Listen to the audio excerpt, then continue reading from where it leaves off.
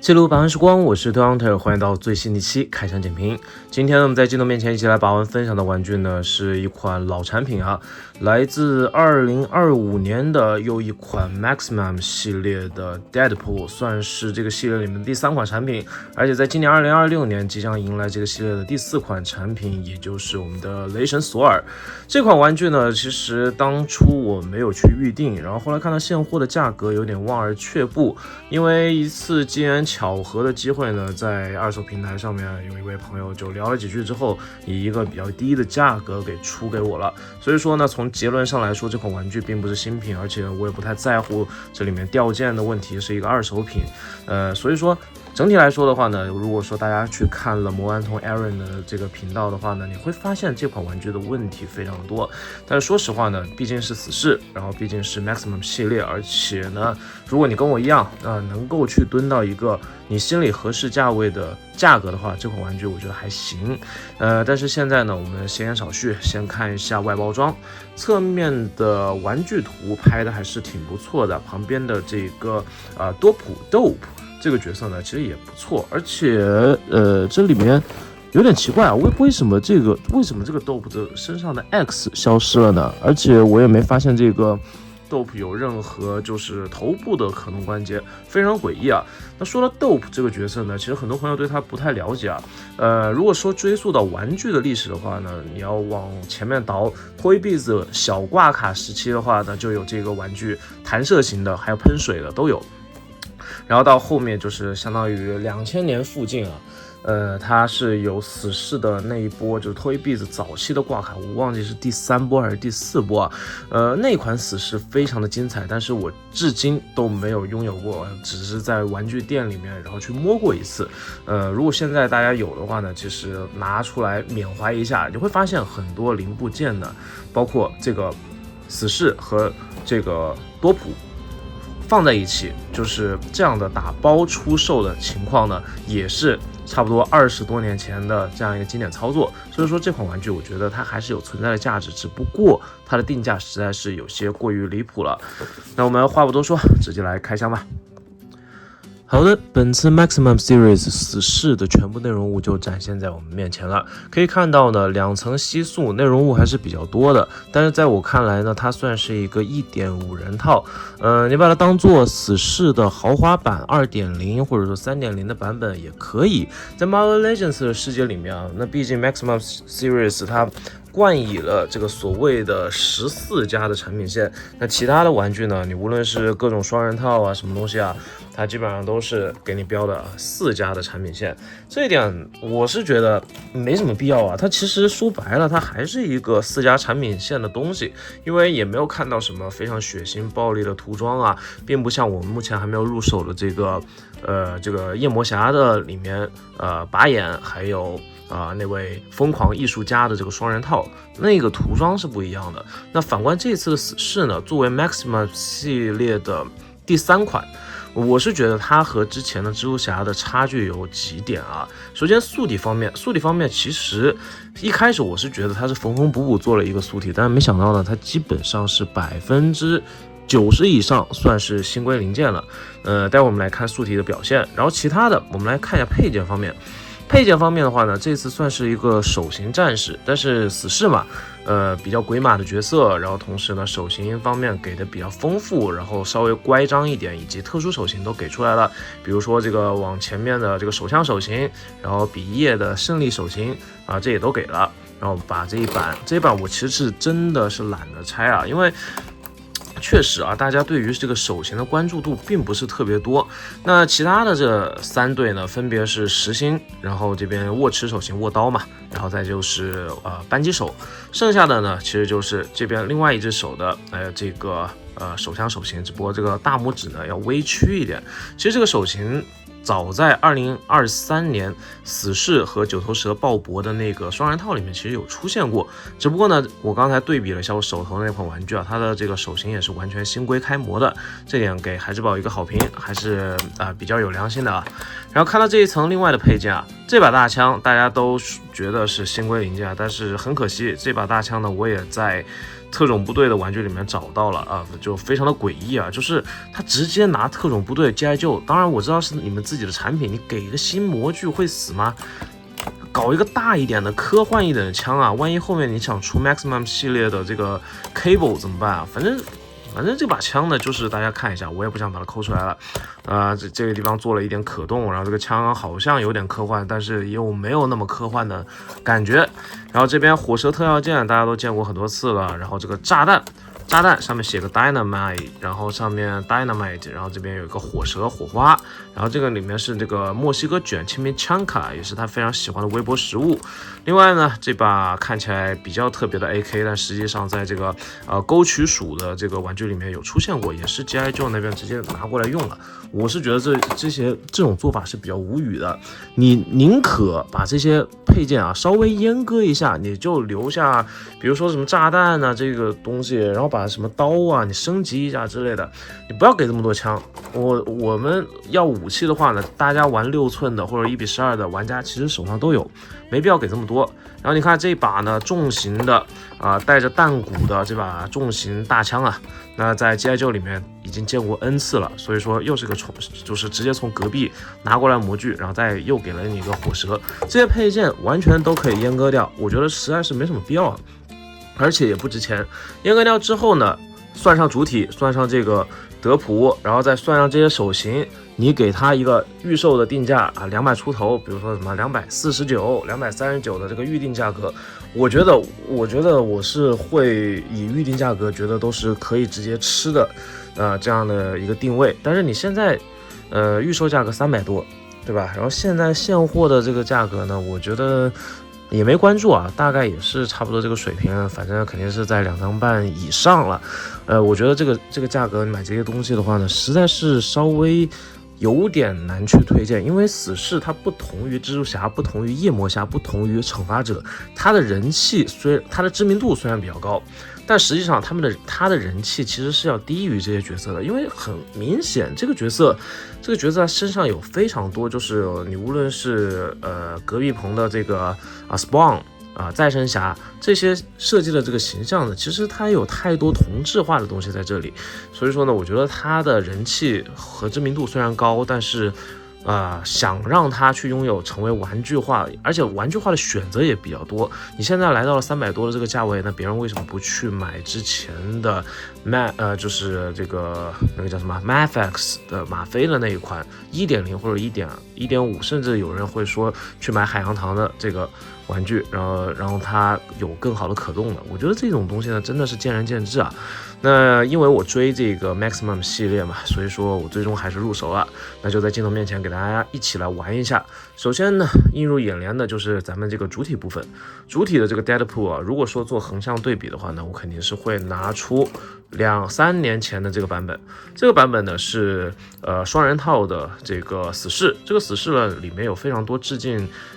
忍者神龟还有这个超级战队的一些武器啊，所以说呢它算是一个非常武器配件非常丰富的套装，而且当时价格也并不贵。你会比较出来的这2款玩具呢，其实重复的零件并不多啊，除了刀和刀鞘是同模的之外背带这些东西呢都全新开模了，头雕也重做了，这一点算是给 Marvel Legends 这个团队给一个好评。其他呢就要来吐槽一下，之前呢是给的誓言虫素体，这次一个新规的素体，两者站起来的这个高度呢，这边的新版本呢是要稍微高出小半个头的这个样子啊，其实做的稍微高了一点，当然也可以理解。这边呢是扁平的这个紧身衣脚，然后这边呢是给了一个靴子脚，大概身高就高出了这么多。那如果说拿出同为 Maximum 系列里面第一座蜘蛛侠来说的话呢，我觉得这个身高呢还算是可以接受的范围，不知道大家觉得怎么样啊？然后还是惯例的在镜头面前360的旋转一圈，给大家看一下身上的细节。身上的这些刻线还有一些涂装，我只能用一个字来形容，那就是肉。相比起蜘蛛侠的这个涂装和遗印的这个精细啊，死侍虽然身上做了非常多的这个褶皱的细节刻画，但是你会发现它的这个涂装很难经得起推销。我也不是说非常吹毛求疵啊，无论是这个黑色的这个涂装，还是说这边红色的这个涂装，这一期的部分呢都是非常的夸张，而且很离谱的。好就好在呢，它其实是为了扣住这个 Maximum 系列里面精细化的处理这个特征啊，它在这些防具上面其实是做了一些处理的，就比如说这些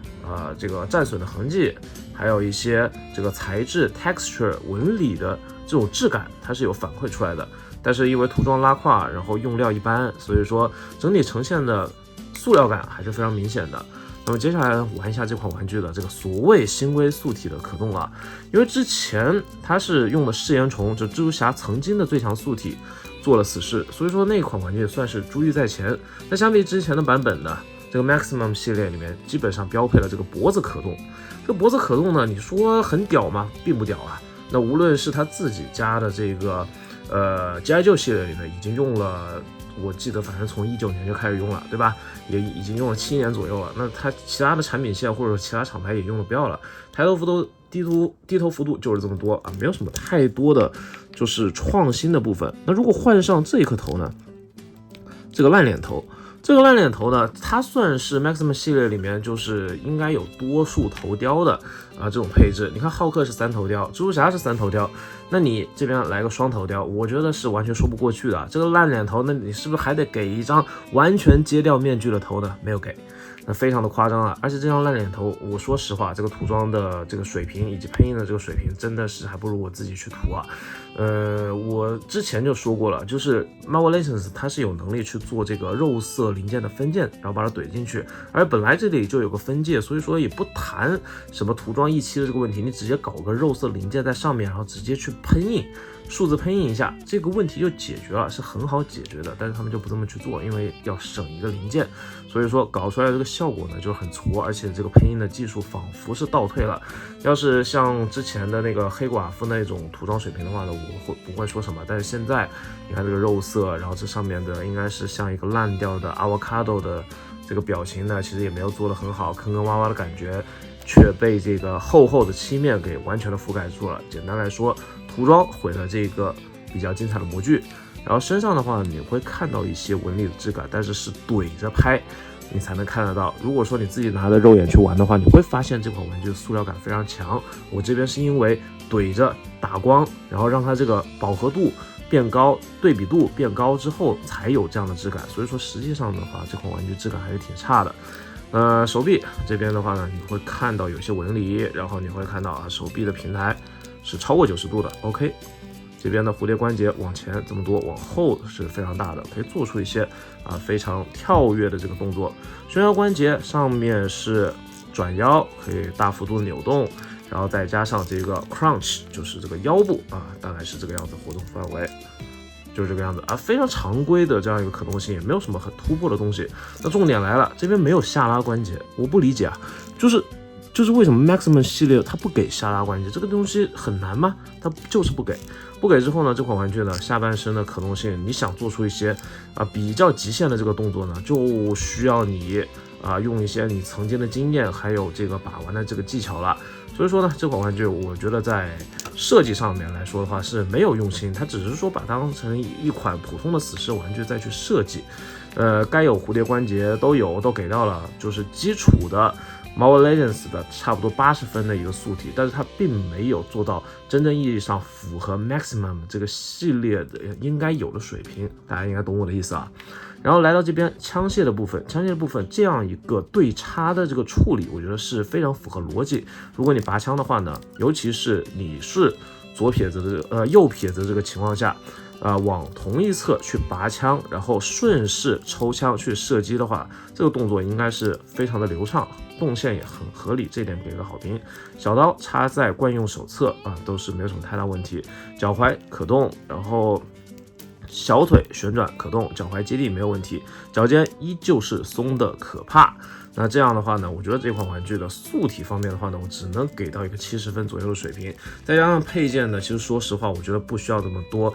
枪械类的，或者说不需要这么多重复的 G.I. Joe 的配件，而是给一些真正属于死侍的配件才是硬道理了。不是这么去敷衍了事的啊，就是做玩具不能这么样的。当然，孩之宝嘛，大厂嘛，反正可以为所欲为，这就是资本的力量。那另外一边的这个 Dope 呢，大家来看一下这款玩具呢，其实大小方面呢，作为死侍，这个嘴臭或者说相当于他们在做这种漫才的感觉表演的这个小兄弟，我简单介绍一下，他的初登场是2001年，出自于这个漫画 X Force 系列里面的某一刊。然后在这里面呢，它算是一个实验体，然后同时呢也是烙印上了这个 X 的这个 logo 呢，也是跟死侍是搭档，能力非常的逆天啊！他自己本来就是一个口袋小宇宙的集合体，能够储存东西，能够去把别人关起来，然后呢也是反正属性非常强大的一个异次元生物，大家就可以看到。那这个玩具呢做的确实像一坨绿色的这个黄瓜或者说是凝胶类的这个东西，但是质感方面的话呢，居然是采取了全涂装。手臂方面你可以看到呢是2个转轴关节，然后直接插在身体里面，但是我觉得转的过程中是稍微有些生涩的，有可能某一天你转着转着它就直接这个桩就断在里面了，我觉得会是它最终的归宿啊。然后头部呢，因为为了迁就这边的这个一体性和这个反正这个造型啊，就是没有给它做出任何的可动，下半身部分就插在这个桩子这里。总的来说，还算是比较有趣的一个配件，那也算是还原了当年 Toy Biz 时期的这样一个情怀型的配件吧。总的来说，这款玩具我是觉得，如果说你能够以2张出头的价格拿下的话，还是可以值得一入，去体验一下 Maximum 系列的所谓的魅力啊。但是如果说你觉得这个价格不合适，或者说你对这个造型完全没有兴趣的话，完全可以回头去看一看曾经的那款双人套死侍，也是可以满足你对于这个死侍这个角色在 Mobile Legends 这个产品线里面的收藏需求的。那今天百万分享就到这边，我是Toy Hunter，下期再见，不见不散，记得关注这个频道，拜拜。